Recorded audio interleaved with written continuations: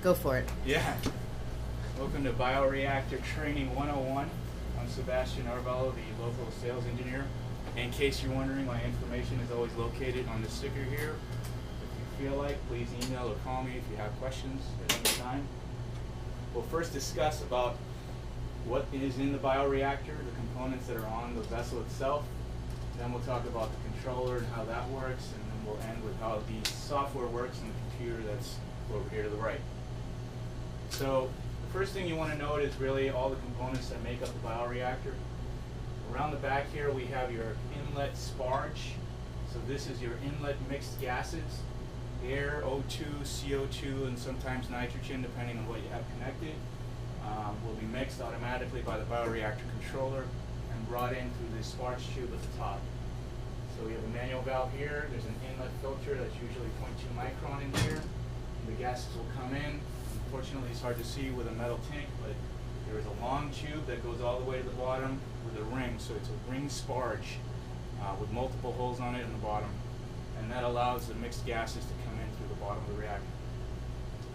Coming around the bend, I'll stand up here so I can see. We have a 19.5 millimeter port, a large port. If you open this up, it will be the primary way you fill the vessel. You can either, by pressure, fill a bottle or a large bag up with media and push that in through here through a tube, or you can use one of the pumps on the front of the controller to add the media into the vessel, or you could put them into with a funnel if you'd like. So there are multiple methods of filling the vessel. And that's through the large port here, so unfortunately you can't see it, but if you look in the manual, all this information is described in detail. So coming in from that port, there'll be two empty ports where you'll be able to put in your pH probe and your dissolved oxygen probe. So you simply put everything off, especially agitation. You put these in gingerly, put them in, and you tighten them about as hard as you can hand tighten them. Maybe a little tiny twist with the wrench if you'd like, but you shouldn't have to do much more than hand tighten everything, because it's the O-ring seals that make the seal on the reactor. Now these O-ring seals should always have a little bit of O-ring grease seal on them. So if they feel completely dry and not tacky, just with your hand slightly put a little bit of O-ring grease there. That O-ring grease will make the contact that will make the vessel secure and sealed from the inside.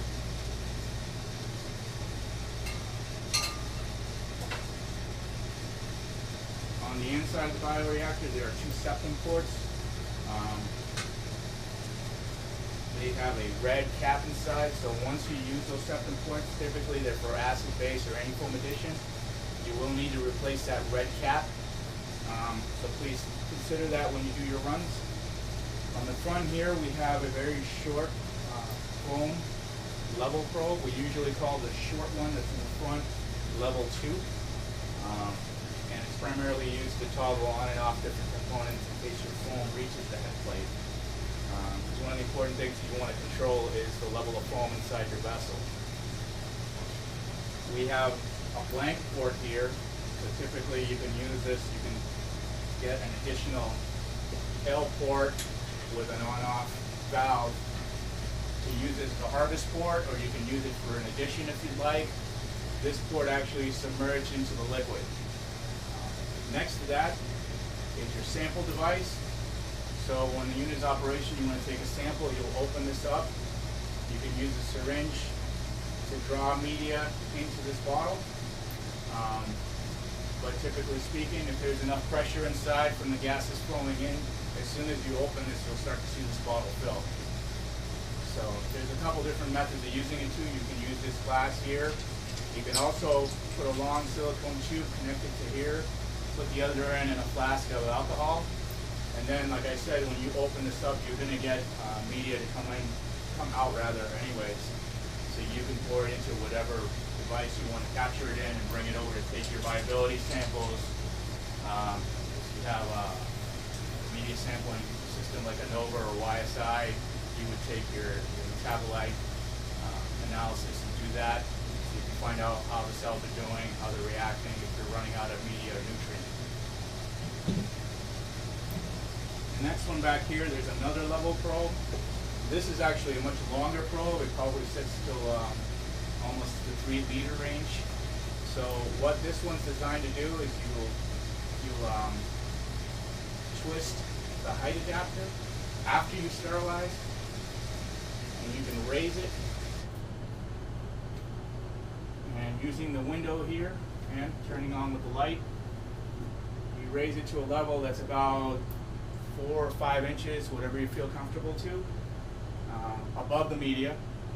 And then I'll show you later, but you'll be able to use this level probe to sense the foam and automatically trigger one of the pumps to add anti-foam. So level 1, which is the longer probe, is your primary method of controlling anti-foam. And level 2 will be your backup emergency, because it's a shorter probe. This is designed to be toggled so that you can shut off agitation and or air. And as soon as this probe goes dry and it senses the foam's gone away, because the other level sensor is actually adding the foam, you'll immediately turn on your agitation and airflow. So depending on what you make it do, that's how the two systems work in conjunction. But for autoclaving purposes, you definitely want to put this down all the way and then raise it to the level when you're ready. Otherwise, you could contaminate the system. And finally, around the way back, we have our exhaust system. So the gases go in mixed, they come out through here. There's a big metal component here called your exhaust condenser. There's always chilled water running through this, and you should make sure of that, because there's actually an on-off valve for sterilization. But what will happen is any liquid that gets all the way up here, or vapor, will condense back into the vessel, whereas if you didn't have this, it would eventually clog your exhaust filter, and neither the inlet or the exhaust filter can handle being soaked. Once they're soaked, there's no gas flow through the vessel or the system at all. And then there's a manual valve here and this exhaust valve. So if you're curious, there's 2 small solenoids attached to the filter housings. One clicks all the time, that's the exhaust one. It's just to prevent, to make sure there's not overpressurization in the vessel. And the other one toggles with the first one together during sterilization. So these 2 will click on and off. They have drain lines. They go to this bucket back here. What you'll do is when you run sterilization, that'll fill up with a lot of steam and condensate, maybe a little bit of liquid. Eventually you just dump this and you continue on. So that's your entire head plate process. So you're typically going to, at the end of your previous run, hopefully, clean the vessel if you need to. Now you can unbolt all of these, so it does come with a wrench. What you do is, first you take out all your probes. Oh, and I forgot to mention one, I'm sorry. There is a temperature probe back here. This has its own well in the back. You just drop it in until it touches the bottom, and off it goes. And again, if you look in the manual, you'll find a detailed description of the head plate and what every port is. But when and if you need to clean the inside, because conveniently, if it works for you, if the media in here is not too dirty, you can just fill it with detergent, 50%, regular dishwashing detergent, the same thing you'd use for your glass. Run it with agitation, and hopefully that gets rid of all the stuff that's left over. If it is too dirty, then you're going to have to take apart the system. So the way you do that is you decouple the motor. It's just fairly magnetically held in here. I'm not going to try and pull it off because it is a little hard. But you can take this metal off, the motor off, and put it down here somewhere. Take your level sensors. And these level sensors, these are the caps that go on them. And please note that they are labeled 1 and 2. And if you don't know what they're labeled, you can still look at them back here to figure out which line is which. But when you take these off, do note that the easiest thing to do is untwist it with this whole adapter that it comes with. And I'm actually trying to take off the O-ring at the bottom and snaking out with the tip of the level sensor. Whenever you take off level sensors or anything that may have an adapter like this, take the whole thing off and put it somewhere safe, because if you try to take the probe out and then put it back in and leave this in here, the O-ring at the bottom may, and most likely will, get pushed into the vessel, and you won't be able to make seal. So it's a good idea that whenever you use any kind of adapters like this, to take the O-ring out and keep it all together. can always hang this up in a test tube ring or something somewhere else. And then the longer probe, you want to do the same thing. So take off those probes. You can decouple your sampling device. And if you really want, you can autoclave this too separately if you feel the need. So you'll take the motor off. You can unhinge these inlet and outlet exhaust and sparge line systems from here.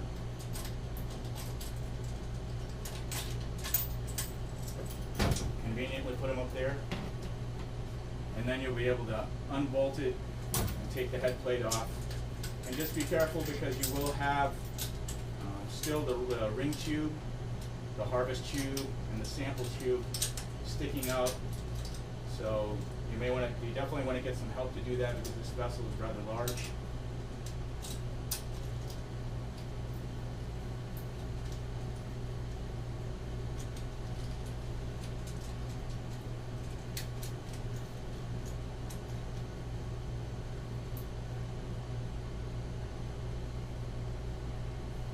So you'll take the head plate out, you'll see the long tubes, you lay it down near the sink, you take a brush and you can scrub clean whatever's left of residual media.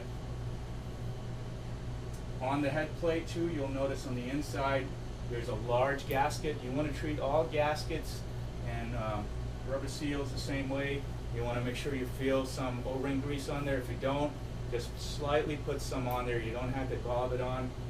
It just has to be enough so you can feel that it's tacky and it will make a good seal. When you put the head plate back on, it's very, very, very important. The most important thing you can remember about this process is always tighten the bolts across from each other. It's called cross bolting, and you do this in many different applications, so that when you tighten them, you get an even, secure balance of the O-ring, the head plate O-ring, across the head plate. If you don't do that, there's a slight chance you're going to tighten it in a fashion where it's closer on one side, a little taller on the other. You may not notice it, but that little gap alone will not allow the vessel to reach sterilization. Sterilization is a temperature and pressure process. So once you get about to 100 degrees C, it requires the vessel to be able to build up pressure. So any leak, in fact, from this top head plate that you see or you hear, you see bubbling coming out, may or may not let you get to sterilization. So it's important to make sure you're always checking once in a while all these different components to see if there's enough O-ring grease in there. The ones that are very difficult to take off, obviously don't take them off. But if you see any type of foam coming out of them, you can either take it off yourself, you can always call for service to have somebody take a look at it and have them do it for you. So always cross bolt. But let's take it for example that we put the whole system back together. We're going to fill it up with media, and then we're going to do a run. So right now it's full of media, and well, before we do a run, actually, we're going to run a sterilization. The proper thing to do to maintain your reactor, make sure it runs smoothly every time, is you have your DO probe. Hopefully you can hang it up somewhere in some kind of test tube holder that's tall enough. You have this cap here for sterilization. This seals the top electronics from getting any steam inside of it.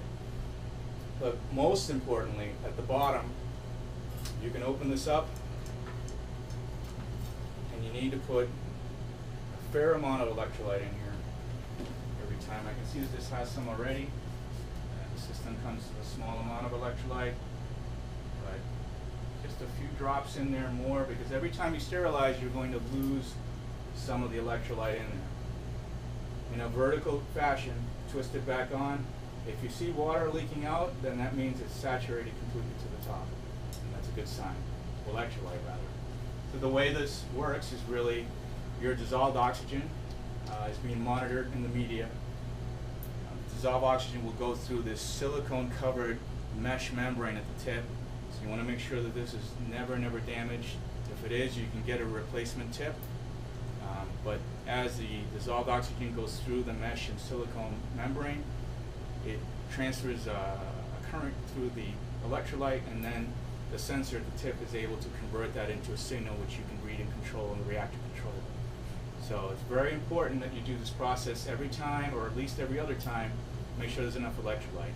If there's not enough electrolyte, what you'll notice when you're operating the system, you'll tend to see these blips where the DO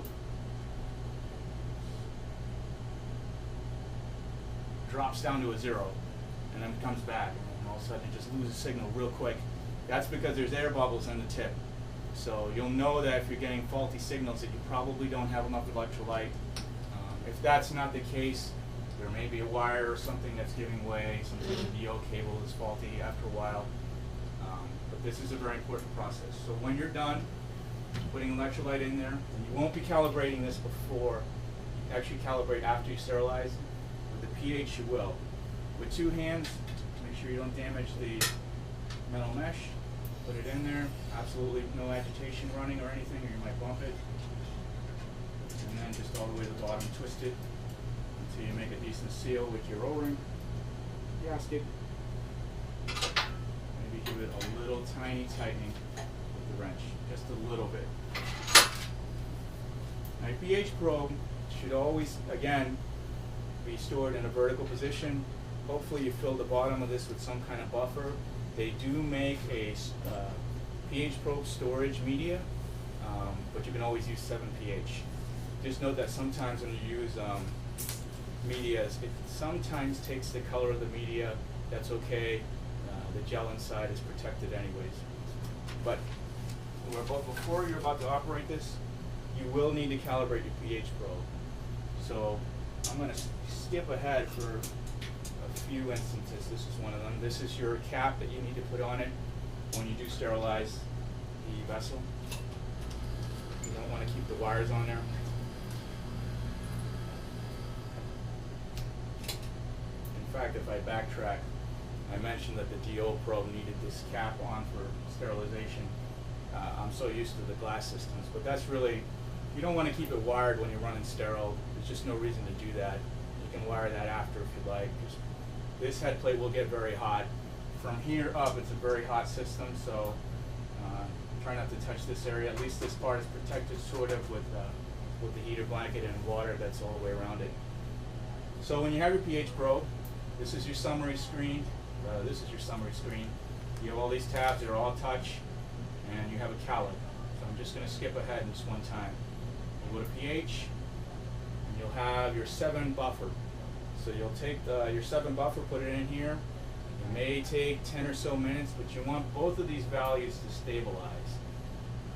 The current value is, in theory, the actual value, but probably not until you calibrate. You put that in the media and wait for both of these values to be stable. Raw value is sort of an internal use thing. As long as you have the same probe, the only thing you'll ever see this do is degrade by about 100 points. What you can use that for is if you record that data all the time, when it's been calibrated, you'll see that there's a small amount of loss in raw data value. That's just because the probes are degrading over time. What you don't want to see in a raw value is some dramatic drop from 40,000 raw value to like 10 or 100.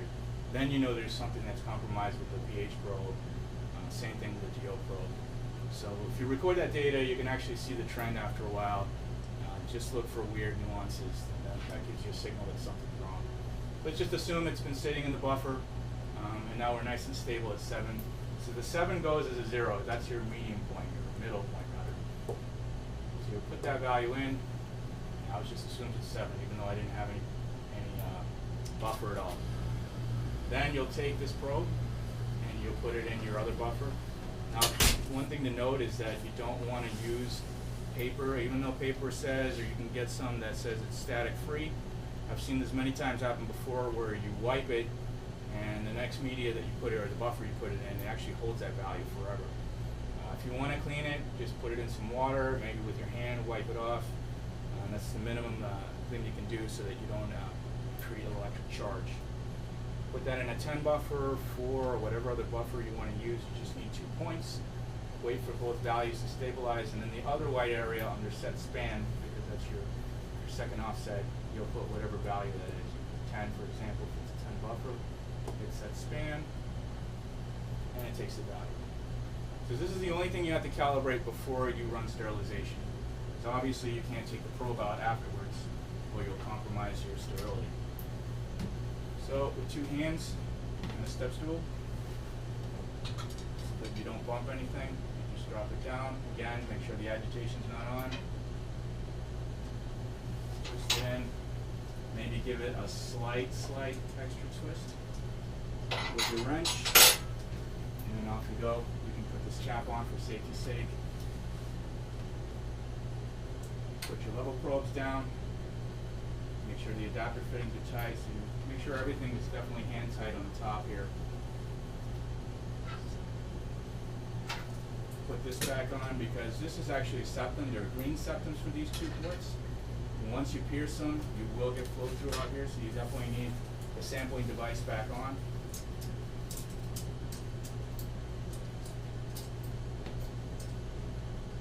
Put that up.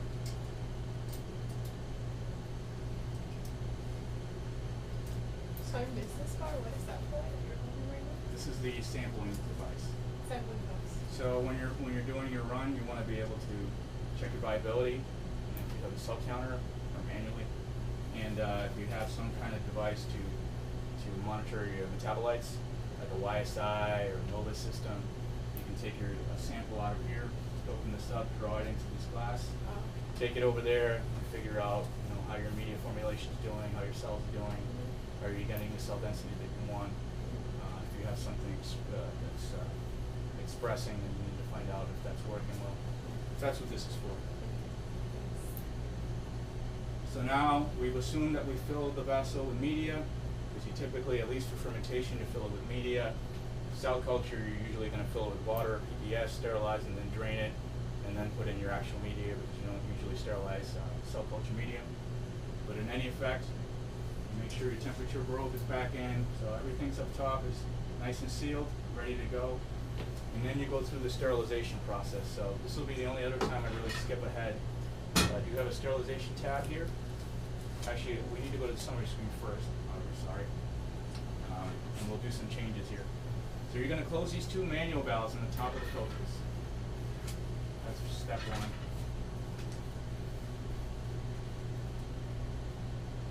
Maybe a previous step to this if you're unsure, because I don't know how many people are going to be here, but you definitely want to check to see if the filters are in there. Some people take the filters out in case they are, but make sure the filters are in the housing. And then there is a little ring here that you need to pull.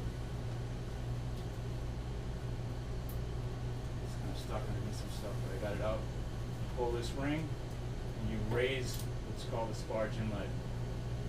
What that does is it disconnects it from the actual tube that's submerged in the liquid, and it allows steam to get up into this area and into the filter housing. The exhaust is always pretty much the potential of steam getting up in here, but without this being raised, you may end up not sterilizing the filters. So you definitely want to make sure that this is in the up position. So two valves closed, the sparge inlet in the raised position. There is a valve here for your condenser. So normally this is always getting, the exhaust condenser is always getting cool water. You need to shut that off manually by turning it to the right all the way, nice and tight. Because otherwise, if this is cold, and if you're unsure why you're not getting the sterilization temperature, and this is cold, that means it's just too cold for this to get up to 121. So you'll close this valve. And then you do need to run agitation at some amount, 300. Do that slower, sorry. So this is your main summary screen. You have agitation, temperature, pH, DO, all your peripherals you can control here. Your present value, your set point, your output percent, because everything is PID control, or actually PI in this case.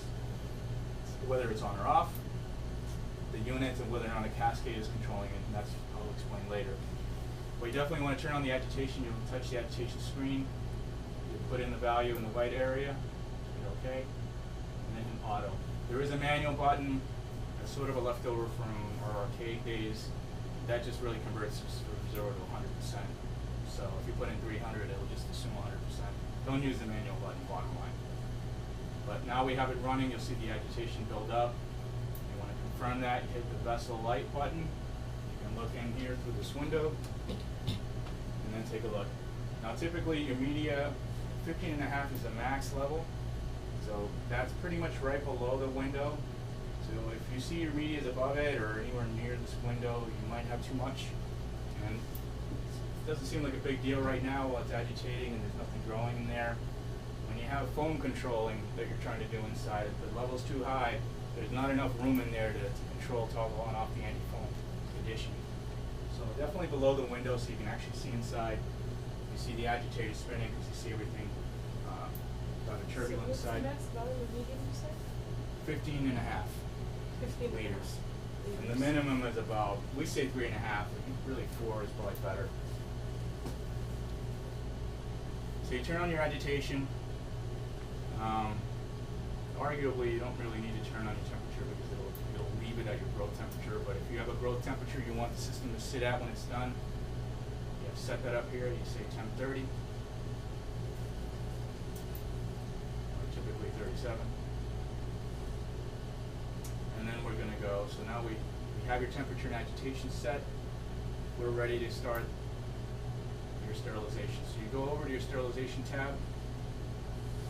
And typically this is already set up for you. There's really no reason to change this unless you have some other reasons to do so. But you have your steps here. A drain time is an internal thing that the system will do it's actually the reverse of draining really. It's filling the vessel up to make sure it has enough liquid in the jacket. It has a heating cycle that gets to 100, and once it gets there, it'll go all the way to sterile temperature 121. Gives you the sterile time, and then the cooling cycle and the growth temperature. So typically this will copy whatever you set on the main screen as your growth temperature. So with everything running, it's really quite as simple as hitting start, and then it'll start a sterilization process, which I won't do. It will take, depending on how much media you have in there, as much as 3 to 4 or 5 hours before it's complete. It's a little slower than a real autoclave because autoclave has steam. This is actually using a heater blanket, raises the pressure to 100, and it raises the temperature to 100, sorry, and then it controls pressure to get all the way up to 121. So I'm going to stop temperature control right now. But when you're done with your process, your sterilization process, you typically will do this overnight just to make it easy for you, so you can get up in the morning and then this will already be at growth temperature and you can inoculate. What you want to do is reverse the process. Open up your condenser. Make sure your chiller is on too. Sorry, I probably should have said that at the beginning, but the chiller should be on throughout the process. Whenever you turn on the reactor, it's just a good idea to have the chiller on anyways, regardless, just so you know that you haven't forgotten that process. So that should be a two-step process you always do. Turn on the reactor, turn on the chiller. I'm not going to turn on the chiller because it makes a lot of noise and you won't be able to hear me.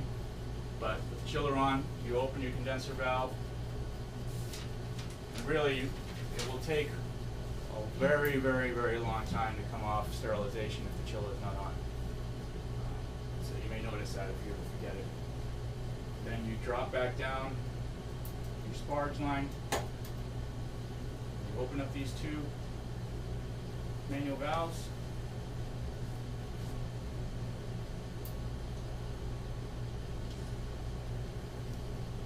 And the very first thing you'll do is start your gas flow.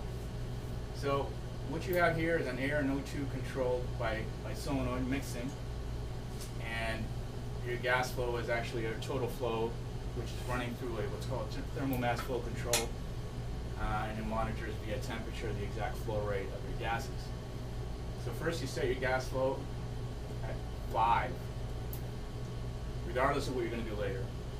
But it's not actually going to flow because you can actually see what it's doing. Your set point is 5, but your present value is 0. Even though I've already set a gas flow for it to go, it's not until you tell it that you want air, which for all other buttons it's just an auto button, but in this case it's O2 earth. And as soon as you initiate that, you'll actually hear, well, more importantly, you'll see that there's a present value. So this will confirm the flow rate. And if you ever see that the controller is trying to get up to a very high flow rate, but the present value is a lot lower than that, either something's clogged or maybe there's not enough pressure coming in from your gas mixing. So the reason you start at 5, no matter what, is because you want to slowly introduce air in there.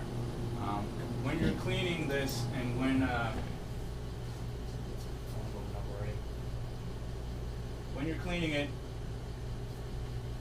you'll notice that at the bottom of the ring tube for the sparge, there's a plug. So that plug is just basically a rubber stopper. You want to make sure that that's on when you put it back together, but more importantly, when you start this up, if you put that at 15 psi, there's potential that so much pressure built up in here, it'll just shoot it right out, and then it'll cause poor airflow rate through the sparge tube. It'll just come pouring out at the end of it. So just something to remember. Once you've run it for less than 20 or 30 seconds at 5, then you can set it up, or you can shut it off if you want. But you just want to make sure you introduce at least some small amount of air in there, so you lightly open up that line. So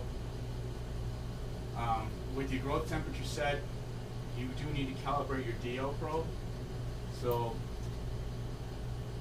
typically in the morning when you first get in, the other thing you'll do is connect your DO pH probe connectors. So just really twist it until it finds or falls into place, and then this twist locks it. For the pH probe, it's a bit simpler. You just twist this on, and off you go.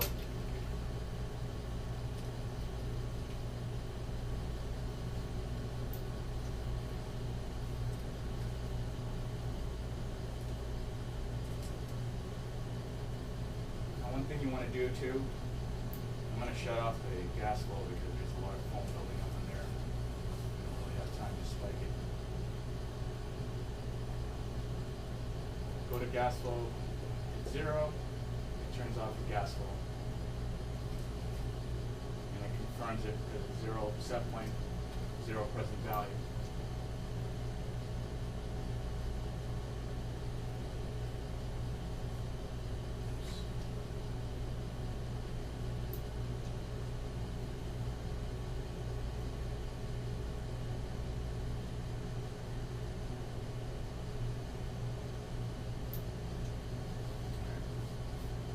See the pH probe. This pH probe hasn't been calibrated yet. Plus I was playing around with it. It's clear to call it 7 for now. So now, with a fair amount of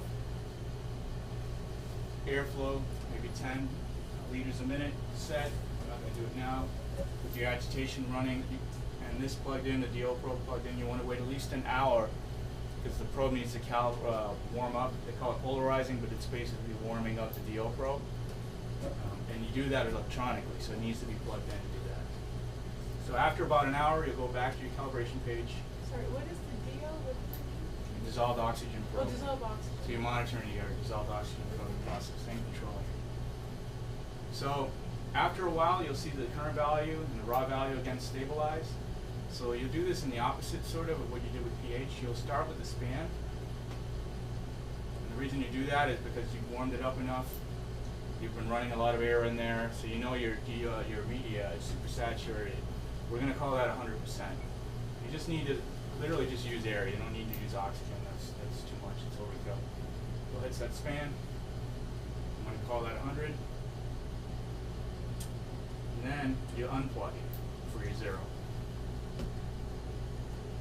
Now with a DO probe, unless you happen to be doing anaerobic, then unplugging it and hitting set 0 is plenty fine to set your low limit.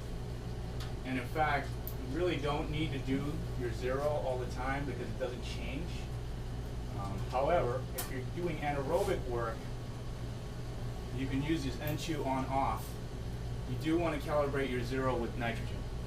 That's the only time you really need to do that. Otherwise, unplugging it is fine. So you'll notice that the current value was 100 before, now it jumped up. You can see the polarization is actually happening rather quickly. It'll drop down, drop down, drop down. So now it's getting back to where it was. So you can see why you need to do the high side of DO first, and then you can unplug it to do your 0. But once you do it once, it's pretty much not going to change. Okay. So now we'll talk about the summary screen. So you have your pH and DO. Once you've calibrated them, and of course they're way out of calibration right now, but you go to pH, you'll hit your 7 value, you'll hit auto, and that'll initiate pH control. Now, you do have here your PI values that you can change to help you fine tune how quickly it reacts. The values there are pretty good, so in most cases you won't have to do anything there. However, you always want to use a deadband, either 0.1 or 0.05. What a deadband does is it'll add and subtract this value, so between 6.9 and 7.1 it will not try to add acid or base. It's good for you to do that because the computer will just try to control to a very, very high tolerance, which means it'll just always add acid and base, and you'll literally see that you run out of both within hours.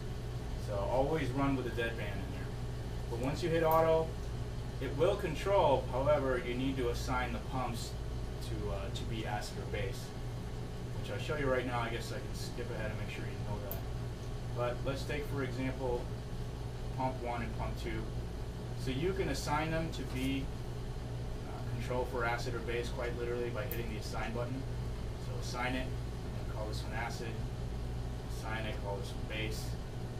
And as soon as you hit on these, and pH is on auto, automatically it's just going to try to control. You already see that one of the pumps is operating. That's it. That's all you have to do. And the computer will try to control it, make sure pH is within your set point tolerance. We'll go back to how this completely works, but that's a very simple way of controlling the pH. Dissolved oxygen, you'll put in whatever you want to control to, typically 40%. Hit auto. It's not going to do anything until you go in here. You can at least put in a one set point, say for example 5. And then make sure your air loop is on. So you have air, it's usually off, you hit it on auto, and then that'll be off. So now you're gassing, you're controlling pH, you're controlling DO, you have a minimum agitation set. Exhaust heater, we have it disabled, you don't need to worry about that. It's not something you'll be using. Oxygen, if you wanted to infuse right now, you could set a percentage of that. So primary gas is air, and secondary gas is oxygen, so this is always a percentage of your total flow. So 20% of 5 liters of O2. As soon as you turn on that, you should hear the clicking, and that's the solenoid switching between the two gases.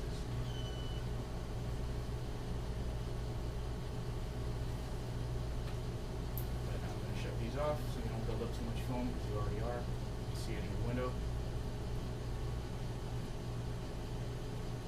And lastly, you have a high level foam. So I told you about the 2 level probes. I'll show you in a bit how to set level probe 1 up. But level probe 2 shows up here on the front screen. So this is the short probe that's used in an emergency case to shut something off. The value we leave in there is usually 1. We just want it to trigger immediately when it senses anything. When you turn it on auto, so what it's going to do again, if it sees foam or even liquid level up to here, it's going to do something. It doesn't do anything until you set the alarm. So I can set it to shut off agitation, which is already highlighted, and or if you wanted to, you can set it to shut off the gas flow. So it's just basically an alarm system that will stop you from agitating and letting up too much air so that you can control your anti-foam to a normal level. It'll automatically turn back on those 2 functions. You set absolute values, enable audible if you want. Back to this screen. So I'll leave it off for now, but it's kind of a nice fail-safe that's divided into the system. And you do have an optical density, so there is another probe there for optical density, which can give you your total cell count. But forewarning, you do need to calibrate it. There's a whole other instruction, way too much that I need to explain now. You'll need to take a sample, you'll need to use that probe. We have an adapter fitting in that blue case that you'll see over there with the tools. And that adapter fitting will allow you to put that one in the 19mm port.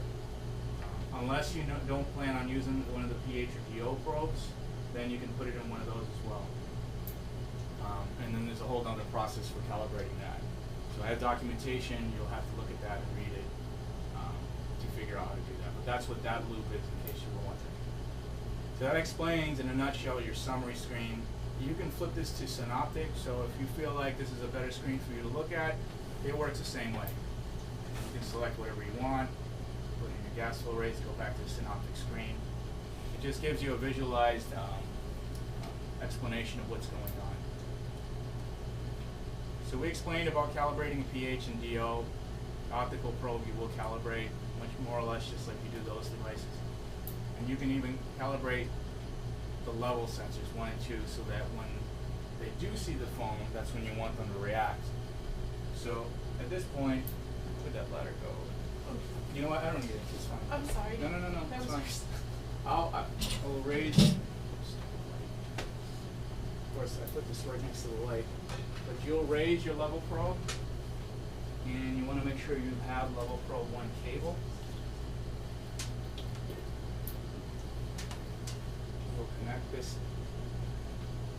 red cap on there, and with the light on, you'll look to see that it's above the media quite a bit, maybe by a couple inches. This is a very, very long probe, so don't think you're going to pull it out.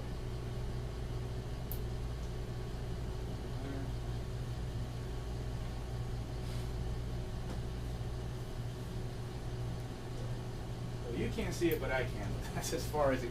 That's typically as far as you're going to go. It can actually go higher. Probably might even touch the ceiling here. But the point of it is to put it above the media level. And when you do start to aerate, you want the foam. You want to be able to see that the foam is touching the probe. And when it does, this should say wet. So now that we have the probe plugged in, even the liquid will set it off.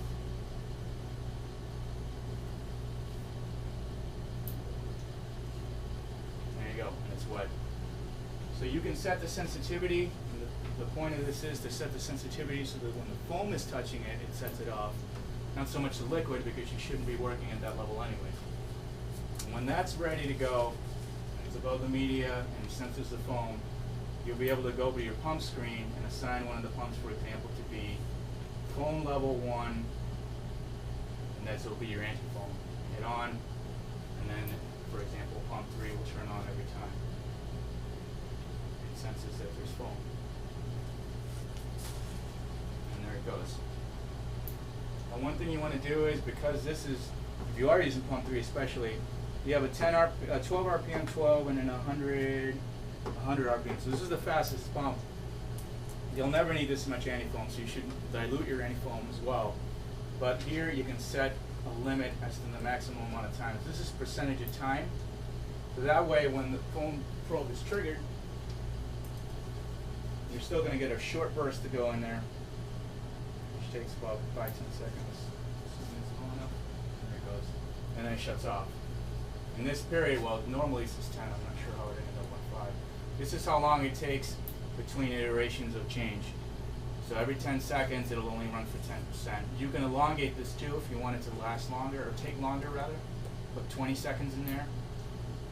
But the typical time is 10. Now you won't be able to do anything like that for base or acid. That's actually controlled directly by the controller. And there is another area that you can fool around with that, and you can set the maximum limits of the pH, the base and acid pumps. So we talked about calibrating, and you can calibrate the second level probe too, but it's really meaningless because I have it set to 1 on the main screen, and that means automatically it's going to trigger no matter what touches it. Now we can talk about your cascades. So your cascade system is what controls your minimum and maximum agitation, gas flow, and O2. So typically what a cascade is you're literally to control dissolved oxygen to whatever set point you put. You'll have a minimum and maximum of agitation. Once you reach that max agitation, you can set it so that either right after that or in parallel, you increase gas flow, which is primarily air in the beginning. And lastly, you can toggle oxygen so that when you're near your critical set point, the oxygen will kick in, and usually it just takes a small amount of oxygen, maybe up to 20%, or a little bit more, to bring your DO right back to or above the set point you put in. Now this is monitoring using the output percent of your DO loop. So let's talk about that for a second. You have your set point. This is actual dissolved oxygen in the media. You're controlling to 40%. And And then you have your DO output percent, which is the math or the summation. Basically the formula that's telling the bioreactor what to do next. Now, right now, for example, because you're at 90% DO, the set point's 40, there's a 200 point span, minus 100 to positive 100. So I made this little cheat sheet here, but basically, if you correlate roughly that your DO percent set point is somewhere near 0, because this is sort of a floating thing to try to calculate exactly where to be. When you're within this range, for example, as your DO starts to drop from 100 to the actual set points, your cells are growing, they're eating a lot of oxygen. The computer, given the set that I gave it, says from minus 100 to 0, which is actually the same thing I have here. I want you to ramp, well in this case 100 to 800, but the same thing. 100 RPM to 850.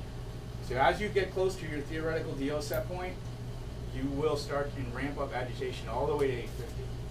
And in my scenario that I wrote here, at minus 75%, which is roughly somewhere around 80-ish DO, actual DO, which I can change that here, minus 75.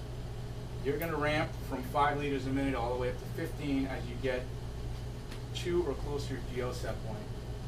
And in my example here, oxygen doesn't kick in until minus 25 to about positive 20. So minus 25 to positive 20. And I toggle 0 to 10%, just to copy the example I made. 0 to 10%. So as you get close to your set point, you're going to increase oxygen. So it's basically just a little bit of a kicker. Gives enough oxygen for the DO to raise right back up to above the set point. So that's really what you're doing here. Some of it is overlapping a little bit in control. For example, because you have minus 100 to 0 span, you have minus 75 to 0 span. So agitation and gas flow are working sort of together. Only oxygen is kicking in at the very last minute when you get to your critical set. So this is your output percent for DO, and this is the limits that you give it. And I'll leave this here with you guys. There's more detailed information as to what a PID controller does, and how to change, you can make adjustments if you want. But if you don't be intimidated if you're the first time you're running this. Use these values. If you run them enough times, you'll see exactly what it's doing. You'll start to learn what it's doing all the time. Now this doesn't operate until you hit yes. So if you'll notice that everything says no, it's really not going to be controlled by the cascade. Once everything is set to yes, then the device is actually controlling it using the cascade.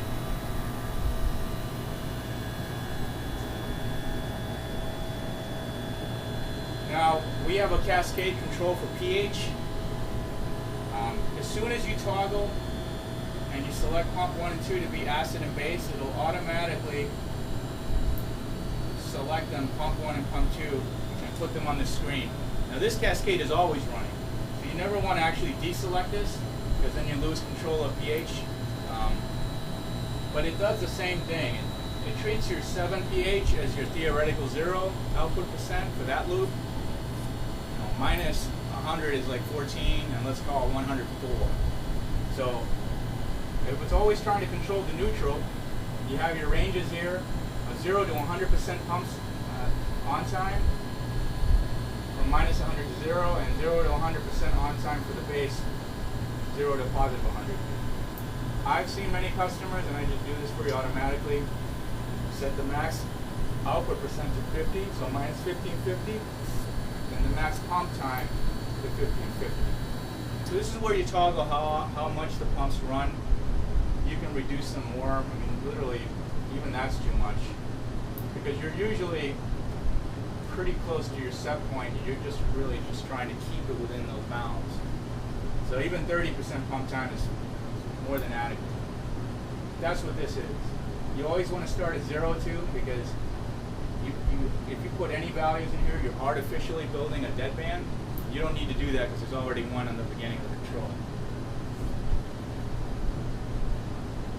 This is going to get a lot easier. This is just your trend screen. You can set up whatever it is you want to monitor. Your temperature, you give it your min-max range, your sample rate. This is how often it takes the information. This only lives on the controller itself.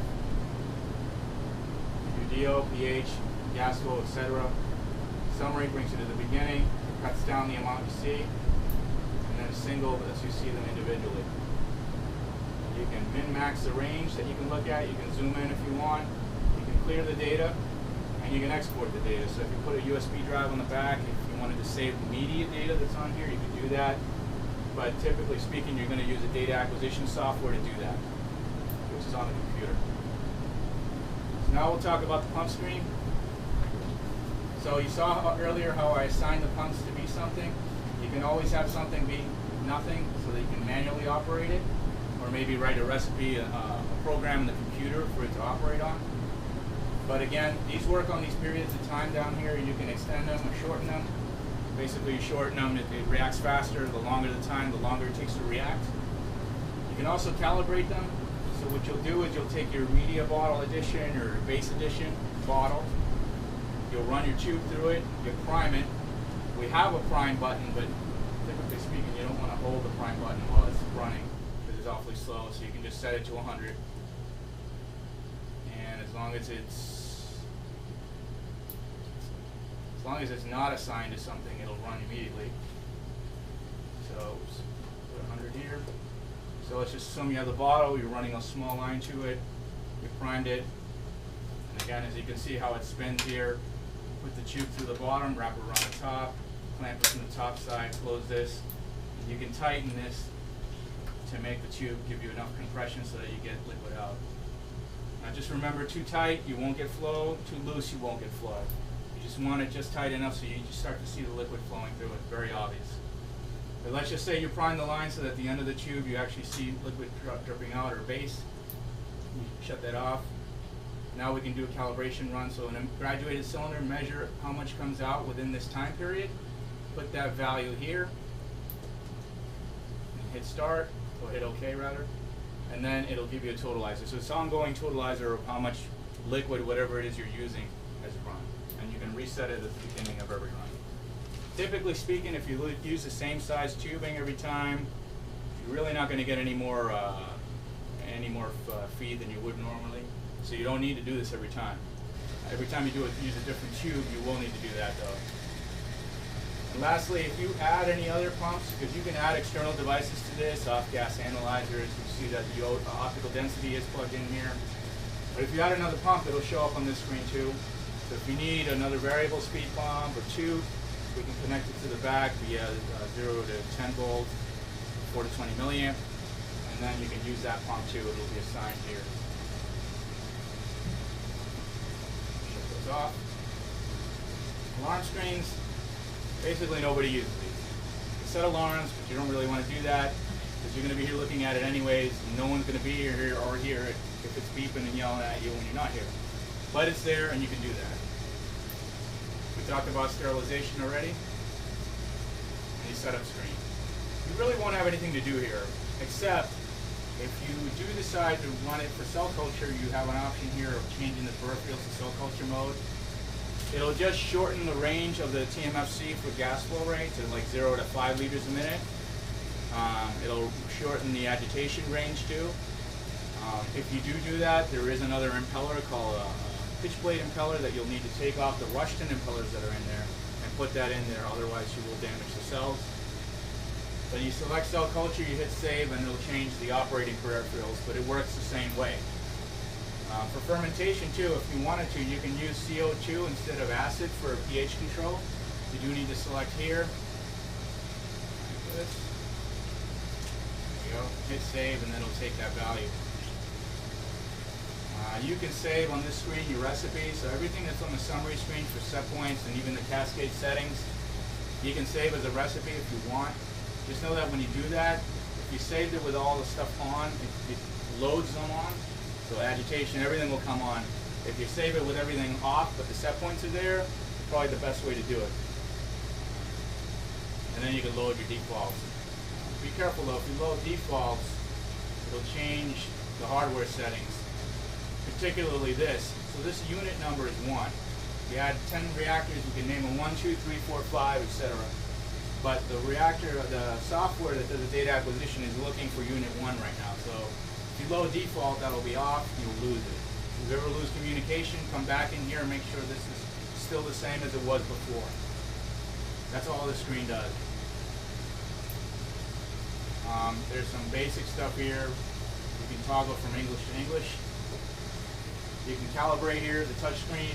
Otherwise, it's just the date, software, stuff you don't really need to play with. Security, if somebody plays around with this, they can lock everybody else out. Don't do it. It's just there. Probably a GMP thing. You will need to do that. Probably not a good idea to do it either. And that's that. Any immediate questions? No? We learned earlier today, always drain whatever's left from before. Just in case. I do forget that sometimes because when multiple people are using systems, you want to make sure that it's, hopefully the previous person cleaned it.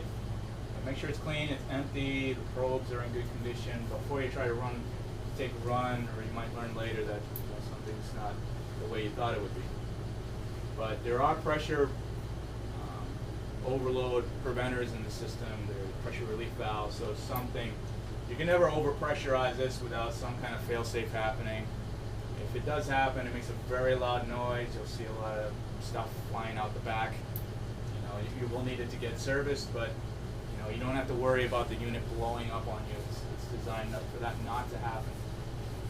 And again, remember that it runs very hot. So right down here, it won't be too bad, but up here, definitely want to wait for the system to be within 40 or 50 C before you start playing around with that stuff.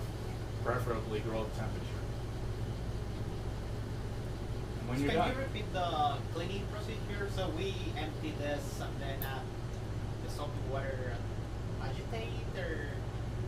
Yeah, well, hopefully if it's not too dirty, you can drain your media and stuff, take it out, pour in 50% detergent, like dishwashing detergent literally, and let it run. Don't fill it up all the way because you're going to get a lot of foam in there. But let it run, agitate it fast. Hopefully, 20 minutes or so, it'll get rid of what's in there. If it doesn't, and you definitely want it to be clean, then you'll have to go through the whole cleaning procedure I explained at the beginning. And again, check out the manual. The manual really does a fair, detailed explanation of everything I've explained. But that's just simple. That's the best thing to do. What's that? Do you have a manual here, or is it Oh yeah. We have a printed The version. manual. We have a printed version, and we have also electronic version. Yep. Now, I do have an SOP that another customer of mine wrote, standard operating procedure, at least for the autoclaving stuff, because it's a little bit different than you'll see in the manual. So you do want to try to remember what I told you. The only thing different really is those valves on the top, and the way it drains is different than how it was originally plugged in. But if you can remember that, and I can send you the SOP, you can sort of, I don't know if you want to keep that here, maybe on a checkbox, and then people can go through it and they'll remember the process. Otherwise, inevitably, somebody will try to do it the first time, or not know. You'll leave, somebody else will come over, and they have to relearn the whole process. All right, so why don't we go through BioCommand software. How about somebody logs in there so we can see if it actually, go ahead, whoever wants to get close. I'm just going to move this closer. Well, I was hoping you'd be able to immediately.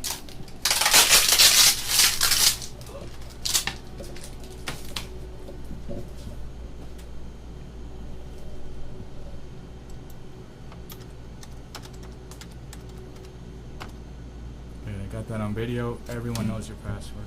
Yeah. Let's see.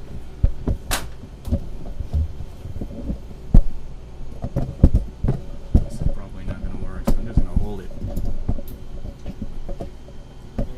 Close it or no? It's too close. I can't get a good angle on it from the corner. And there's a bit of glare here. Is there a light behind you? Maybe we can just shut it off temporarily. Wow, there's still a glare. That's odd.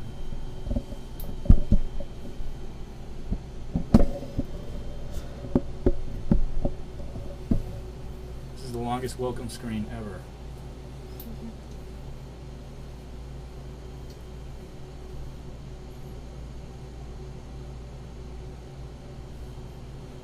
I guess it doesn't matter if the lights are on or off.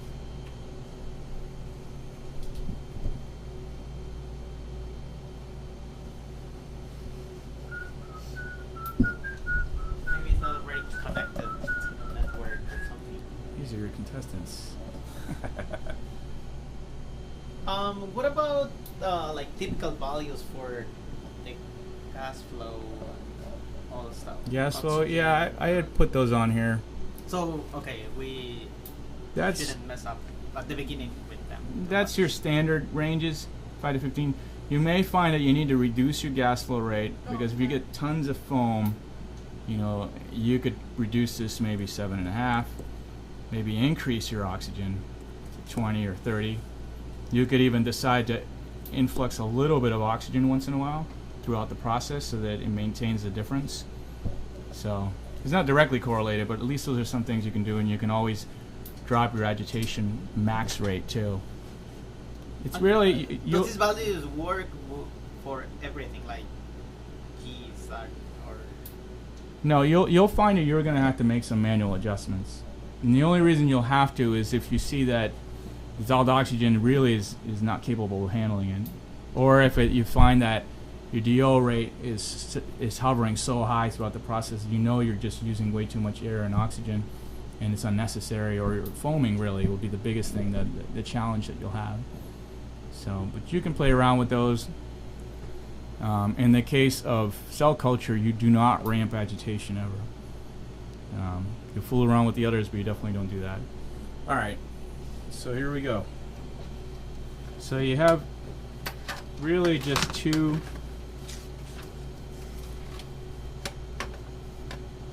main things you work with here: your OPC wizard and your biocommand.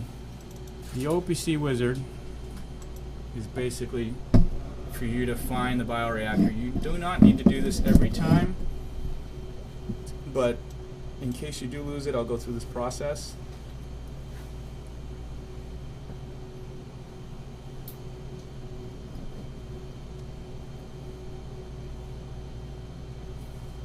So it's already connected, but if you do ever lose the reactor, or you unplug it and you replug it in and it loses connection, you do a search. I believe we're on COM 1, but if you don't find it on COM 1, just try the other comms until you do find it. We're always Modbus, and we know the unit's 1, so you can put the search range from 1 to 1 and hit search, and then we'll find our unit. And if there's ever any doubt, you just go to your bioreactor screen, look at the hardware, say, okay, what am I? I'm Modbus, and I'm Unit 1. So you'll hit search, you'll find it, which I won't do. It'll pop up here. Just hit save and close. And it does take an extra minute to do that. Alright, and then you don't have to do that really hardly ever. And this will be a pretty secure communication. So just remember, if you ever reset this guy, make sure that the unit number didn't default back to off. It's a common mistake. So you open up biocommand. I'm too close here. And you have new recipe, new batch, copy recipe, copy batch as a recipe. So basically, just like a cake, you need a recipe, and when you operate the unit with cells and media, you'll call it a new batch. We'll create a new recipe here. We're going to call it test 2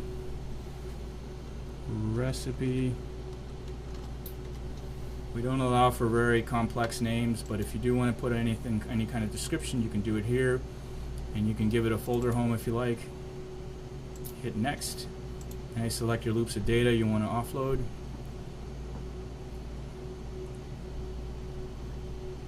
So we'll go to our Modbus folder, and it's going to find the one controller that we do have, and you can just literally move the whole folder over, and it brings everything over. You can remove stuff this way just by here. You click it, say remove that pump if you want. Anything you don't think you need or want, you can do that. You can put initial set points here. So say the agitation I want to be 400 at first. You can put that value in there now. You don't need to do that, but if you do, you can save the recipe with the initial set points there. Convenient if you name the recipe whatever cell line it is, and you do this experiment quite a bit. Then it'll just upload them one time as soon as the program is initiated a batch. We'll do a save and close. Then we do next. We can set alarms. The only thing different here from what you saw on the main screen is that you can actually email yourself. You can set up emails here so that it calls you at home and tells you, hey, come back to work and fix something. Given min-max range for PHDO, whatever it is you want to control, enable the alarms, enable for it to send an email. Hit next. We can create a trend screen. So, this is helpful for people that don't have a trend screen that's built into the reactor controller, but very similarly, you can do agitation. The only thing different here is you can look at set point and output percent. So you can do different charts for that as well. But you'll give it your min-max range. Let's just put a few things in here. This is regardless of the data. The data, all the loops of information that you're telling it to import will save. So this is just for your personal viewing pleasure. Whatever trend screen you want to name it, hit OK. Next. And then you're done. And now you can run your data acquisition. So typically what you'll do is, before you even inoculate, you can hit new batch, give it a name again, test batch. You can even give it a date, but you can't use any periods or anything like that.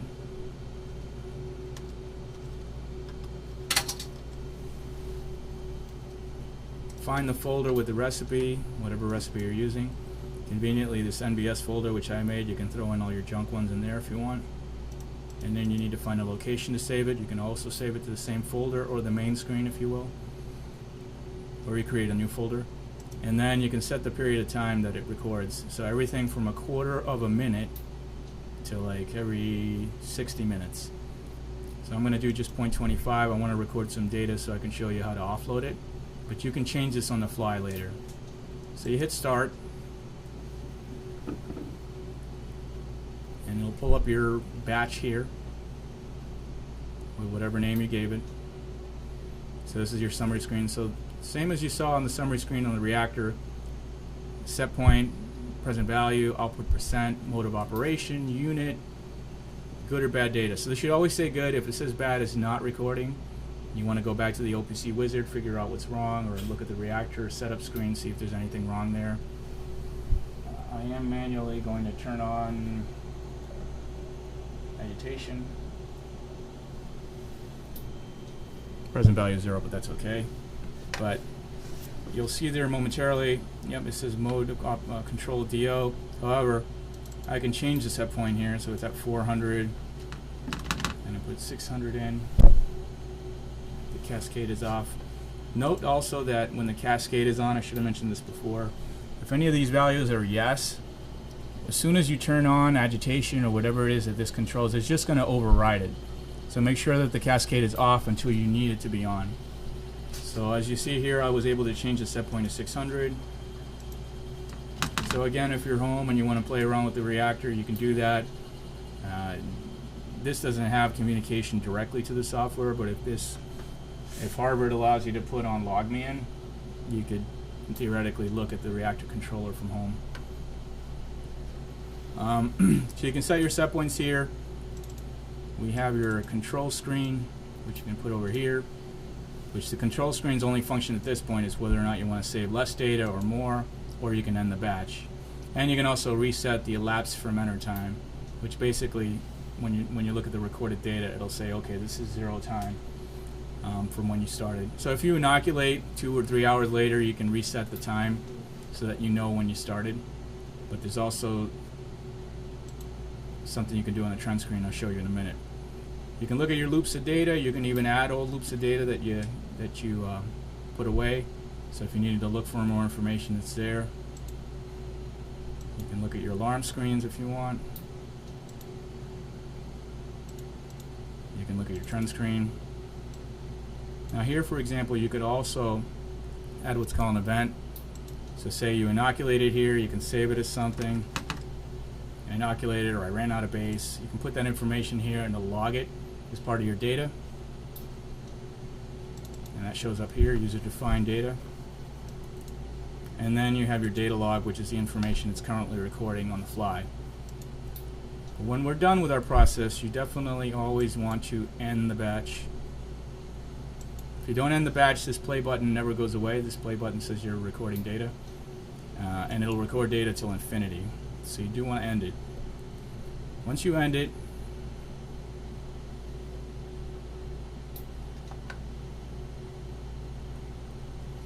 you can go to the report section, view the batch report. It'll give you a list of all the batches that you've created in lifetime. Either display the trend or display the report data. We're just going to select all the loops to look at. And then you can look at the event log, alarm log. We're going to look at all logs, all data. Print it, but this is the export button. So we'll export it to your desktop if it'll let me. Oh wait, that goes here, sorry. Call it something, test file 2. It's not test file, but it'll work. Save, exports, done. Minimize, and there it is. Test Guile 2. Uh-oh. Do you not have Excel? Maybe not. Well, the next thing you should do is get Excel. Can we export the blocks? Just as in Yeah, and you can save them as a regular PDF file. You can save them as other things besides Excel. And you could take a USB drive, take this to your computer, take the file off the computer, and then take it to your computer.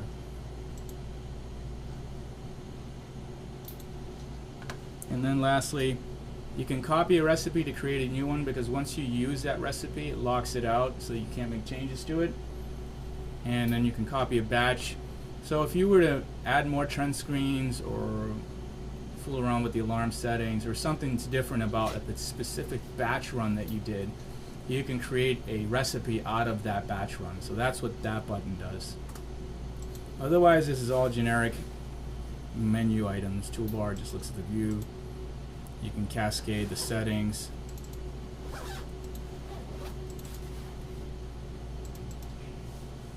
Let's just say you have all this other stuff open. All this does is just orient it differently. You saw what reports does, database. This will allow you to back up the stored files here, or restore.